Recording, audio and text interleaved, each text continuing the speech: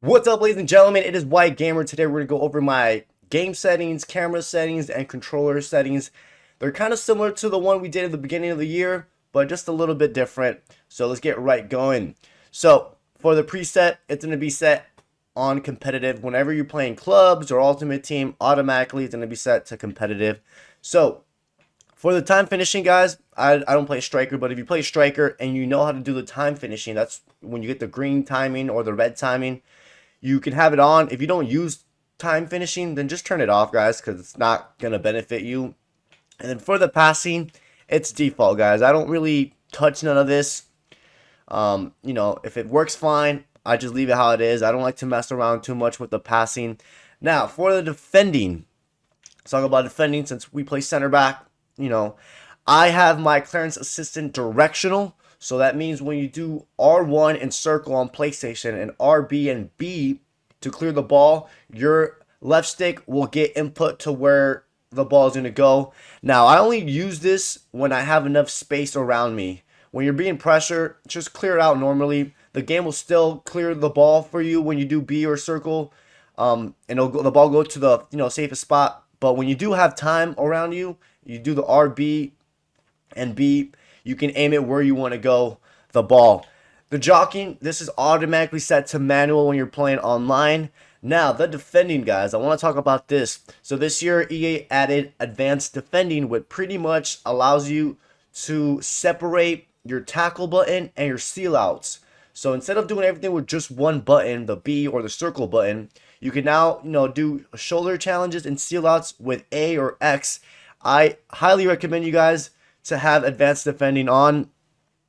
It's very, very useful, especially when you're shoulder to shoulder with your opponent. You press A or X and you can easily outbody them or seal out so you can get the ball. So definitely recommend advanced defending. And then for the pass block assistance, I have that on default. And then everything else, guys, is default. Like I said, I really don't touch anything else. If it works fine for me, then there's no reason for me to change it. And like I said, everything else is default. Now, for the camera settings, I get a lot of questions asked. I use legacy. I use legacy camera settings. And then sometimes I do customize it. Sometimes I'll have the zoom at 8. But for the most part, it's usually at 10. And I use legacy. It's a good balance between not being too far out or too into the pitch. I think it's a perfect balance. Right now in the background, you guys can see, a clip of me using the camera. I've been using this camera since I started playing clubs and back in FIFA 11. I think it had a different name last year and the years before that, but Legacy is the camera I use. And then for me personally, I turn off the power shot zoom. That pretty much means when your opponent or even your teammate goes for a LB, RB, and a B, or L1 and R1 and circle, a power shot, it'll zoom into your opponent or your teammate kicking the ball. I have it turned off because I hate that zoom in. It bothers me. So usually what I do, I just look at the player's feet when they're about to do a power shot. And it's pretty obvious when your opponent is doing a power shot because their leg will get dragged out far and then it'll do the power shot. But yeah, I have that turned off. And then for visual, guys, I have everything at default. Now, if you want to have your ping like I do and your controller like I do in my upper right hand corner, you go to like the bottom of your visuals and where it says connection monitoring, put ping only. It will show you the ping, which is good, when you're playing any game mode, so you know how good is your connection or how bad your connection is. And then I have input overlay on, so you can have your controller in the upper right hand corner. So that's how you do that. And then the hypermotion inside overlays. This only matters if you're on new gen. It shows you like in-game stats of player stamina and whatnot. I have it turned on. It's nice to know your opponent's stamina throughout the middle of the match. You could use that for your advantage. And then everything else is default. All this is default. The audio, I have my commentary and stadium ambience low. And then, like I said, guys, everything else is default. Now, let's go take a look at my controller settings, because I do not play with default control. So for attacking, everything is default, to head, all that. But when it comes to defending, I actually have something different.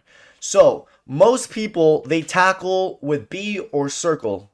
I don't tackle with B or circle. I tackle with RB or R1. The main reason I tackle with RB is so I never have to accidentally clear the ball and then it goes for the tackle. Hopefully that makes sense. So sometimes people are trying to clear the ball and they're spamming it, which is fine, but they accidentally go for the tackle and cause a penalty. So I never have that issue because I have a layout like this. So I tackle with my RB, and then yeah, you just team contain with B.